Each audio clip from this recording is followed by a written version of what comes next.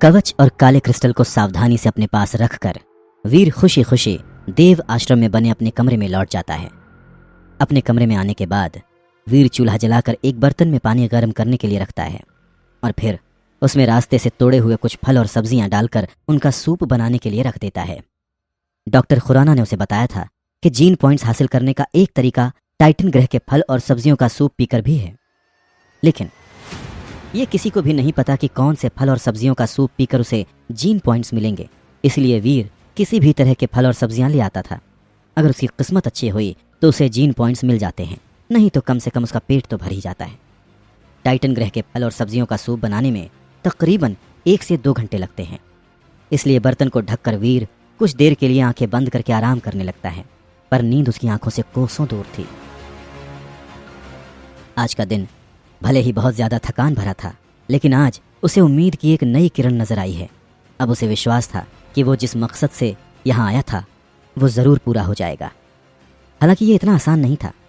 वीर ने तो कभी सोचा भी नहीं था कि वो ऐसे किसी भी ग्रह पर जाएगा, पर उस दिन जब उसके रिश्तेदार उसके घर पर तमाशा करके चले गए, तब से वीर कोई ऐसा रास्ता ढूंढ रहा था जिससे वो अपना घर भी बिकने से बचा ले और अपने लालची रिश्तेदारों का मुंह भी बंद कर दे। पर लाख कोशिशों के बाद भी उसे ऐसा कोई रास्ता नजर नहीं आ रहा था। फिर ऐसे में किसी फरिश्ते की तरह डॉक्टर खुराना उसकी जिंदगी में आए और फिर सब कुछ बदल गया। डॉक्टर खुराना का ख्याल आते ही वीर एक बार फिर से अतीत की यादों में खो जाता है। वीर ने अपनी माँ से तो कह दिया कि वो सब संभाल लेगा, लेकिन उसे अब खुद समझ नहीं आ रहा था कि वो क्या करे। उसके रिश्तेदारों ने तो उसे बस 6 महीने का समय दिया है और वीर ये बात अच्छे से जानता था कि 6 महीनों में भी इतनी बड़ी रकम को इकट्ठा करना नामुमकिन है। फिर भी वो हार नहीं मानना चाहता था और इसीलिए वो अपने पिता के दूसरे दोस्त डॉक्टर खुराना से मिलने जाता है, जो कि बहुत बड़े साइंटिस्ट थे। देखो वीर, मैं समझता हूँ कि इस समय तुम किस मुश्किल से गुजर रहे हो। तुम्हारे पिता मेरे बहुत अच्छे दोस्त थे और उन्होंने हमेशा ही मुसीबत के समय में मेरी मदद की है, इसलिए मेरा भी फर्ज बनता है कि मैं इस मुश्किल समय में तुम्हारी मदद करूं। लेकिन मेरी समझ में नहीं आ रहा है कि मैं तुम्हारी मदद करूं कैसे। 3 करोड़ कोई छोटी मोटी रकम तो होती नहीं है और उस हिसाब से 6 महीने का समय बहुत कम है। मैं तो कहता हूँ 6 महीने क्या, 1 साल में भी इतनी बड़ी रकम कमाना आसान नहीं है। अगर मेरे पास इतने रुपए होते तो मैं तुरंत ही तुम्हें दे देता।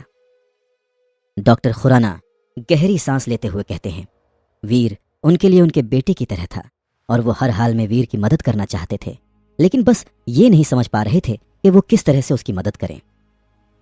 अंकल, मैं जानता हूं कि अगर आपके पास इतने रुपए होते तो आप जरूर मेरी मदद करते, पर अंकल मैं से हाथ पर हाथ धरे तो नहीं बैठ सकता ना। मुझे कुछ तो करना ही होगा, इसीलिए मैं आपके पास आया हूं ताकि आप मुझे कोई रास्ता दिखा सके।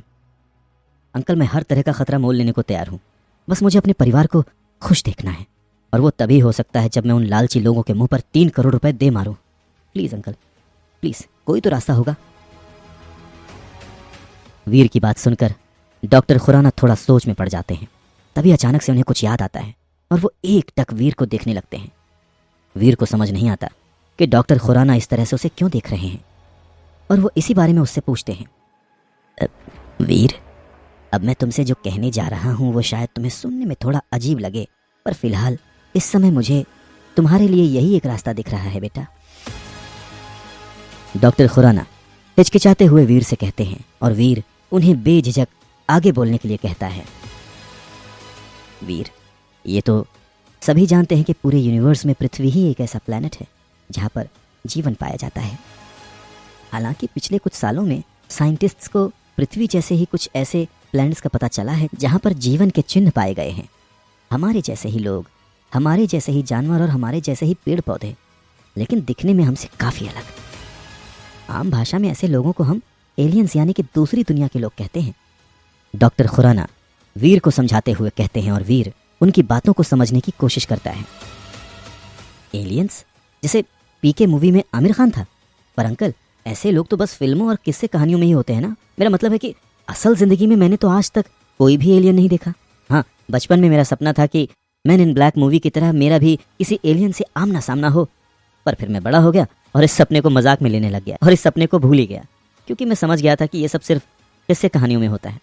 और सबसे बड़ी बात अंकल, इन सब का मेरी मुश्किल से क्या लेना देना है। डॉक्टर खुराना की बात सुनकर वीर काफी कंफ्यूज्ड था। डॉक्टर खुराना ने तो कहा था कि वो उसे उसकी परेशानी का हल बताएंगे, फिर वो ये सब क्या बता रहे हैं? यही ख्याल वीर के दिमाग में चल रहा था। हमारी फिल्में और कहानियां कहीं ना कहीं हमारी असल जिंदगी से ही तो जुड़ी होती हैं वीर, और अब तो साइंस ने भी इस बात को मान लिया है कि एलियंस होते हैं। खैर, अब ये बात तुमसे कैसे जुड़ी हुई है, मैं उस बारे में तुम्हें बताता हूं। डॉक्टर खुराना मुस्कुराते हुए वीर से कहते हैं और वीर ध्यान से उनकी बातें सुनने लगता है। पिछले कुछ सालों से हमारी एजेंसी टाइटन ग्रह में एक सीक्रेट मिशन चला रही है, जहां हर साल हम कुछ लोगों को टाइटन ग्रह पर भेजते हैं। दरअसल उस ग्रह पर डेवलपमेंट अभी भी अपनी पहली स्टेज पर है, इसलिए वहां के लोग अभी पूरी तरह से विकसित नहीं हो पाए हैं। वहां कई लोग ऐसे हैं जो कि ना तो पूरी तरह से इंसान हैं और ना ही पूरी तरह से जानवर। मतलब उनके शरीर के कुछ हिस्से तो इंसानों जैसे हैं, लेकिन उनकी हरकतें और दिमाग जानवरों जैसे। साथ ही साथ वहाँ कुछ जानवर ऐसे भी हैं जो विकसित होकर बहुत खतरनाक होते जा रहे हैं। इस तरह के लोग और जानवर उस ग्रह के उन लोगों के लिए खतरा हैं जो पूरी तरह डेवलप हो चुके हैं और जिनकी इंटेलिजेंस भी हम जैसी ही है। लेकिन उन लोगों के साथ साथ ऐसे जानवर और लोग हमारी पृथ्वी के लिए भी खतरा बन सकते हैं। बस इसीलिए हर साल हम अपने प्लैनेट से कुछ लोग टाइटन ग्रह पर भेजते हैं, ताकि वो लोग हमारी पृथ्वी की तरफ पड़ रहे खतरे को वहीं खत्म कर सकें। वीर, मैं चाहता हूं इस बार तुम वहां पर जाओ। डॉक्टर खुराना की बात सुनकर वीर चौंक जाता है, पर अभी भी उसे यह समझ नहीं आ रहा था कि इससे उसकी परेशानी कैसे हल हो। टाइटन ग्रह पर अंकल, मैं वहां कैसे जा सकता हूं? मुझे तो इसका कुछ भी एक्सपीरियंस नहीं है। मैं आए दिन कोई दूसरे प्लैनेट्स के चक्कर थोड़ी ना लगाता हूं जो आप मुझे टाइटन ग्रह भेजने की सोच रहे हैं। मेरा मतलब, मैं कोई आयरन मैन थोड़े ना हूं जो दूसरे ग्रह पर चला जाऊं। और चलिए, एक मिनट के लिए अगर मैं खुद को आयरन मैन समझ भी लूं, फिर भी इन सबसे मेरी परेशानी कैसे हल होगी? टाइटन ग्रह पर ऐसा कौन सा कुबेर का खजाना है जो वहां जाते ही मुझे 3 करोड़ रुपए मिल जाएंगे? डॉक्टर खुराना की बात सुनकर वीर इतना हैरान था कि उसे खुद समझ नहीं आ रहा था कि वो बोल क्या रहा है। लेकिन वीर की हालत के बिल्कुल विपरीत डॉक्टर खुराना बिल्कुल रिलैक्स होकर बैठे रहते हैं और मुस्कुराते हुए उसकी बात सुनते हैं। डॉक्टर खुराना को इस तरह से मुस्कुराता हुआ देखकर वीर को और ज्यादा चिड़चिड़ाहट होने लगती है। यहां वो इतनी सीरियस परेशानी लेकर डॉक्टर खुराना के पास आया और डॉक्टर खुराना है कि उसे ऐसे अजीब और गरीब आइडियाज दे रहे हैं। लगता है इतने साल लैब में काम करते करते उनका दिमागी संतुलन बिगड़ गया है, तभी तो वो ऐसी बहकी बहकी बातें कर रहे हैं। फिलहाल वीर को डॉक्टर खुराना के इस अजीब और गरीब आइडिया के पीछे बस यही एक वजह नजर आ रही थी।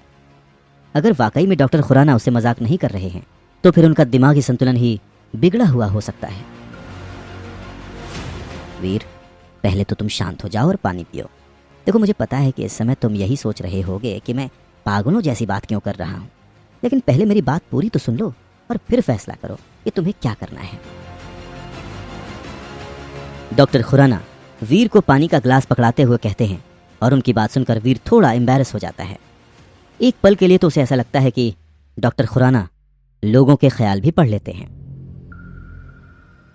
हाँ, तो मैं ये कह रहा था कि मैं चाहता हूं कि तुम इस बार टाइटन ग्रह पर जाओ, क्योंकि ये एक सीक्रेट मिशन है, इसलिए हम तुम्हें किसी स्पेसशिप से नहीं बल्कि टेलीपोर्टेशन तकनीक के जरिए वहां भेजेंगे। अब तुम पूछोगे कि ये क्या होती है, तो ये एक ऐसी तकनीक है जो एक हेलमेट और मशीन के जरिए तुम्हें एक ग्रह से दूसरे ग्रह पर ले जाएगी, और इसके लिए तुम्हें किसी स्पेसशिप की भी जरूरत नहीं पड़ेगी। तकरीबन 100 साल की रिसर्च और मेहनत के बाद हमारे साइंटिस्ट ने इस तकनीक की खोज की है। डॉक्टर खुराना वीर को समझाते हुए कहते हैं और वीर ध्यान से उनकी बात को समझने की कोशिश करता है। ये नई तकनीक, नई खोज और अपनी प्रॉब्लम सॉल्व करने के लिए एक नई दुनिया में जाने का आइडिया, क्या डॉक्टर खुराना के पास सच में कोई टेक्नोलॉजी है? You enjoyed this story? Don't forget to like, comment and subscribe for more exciting content.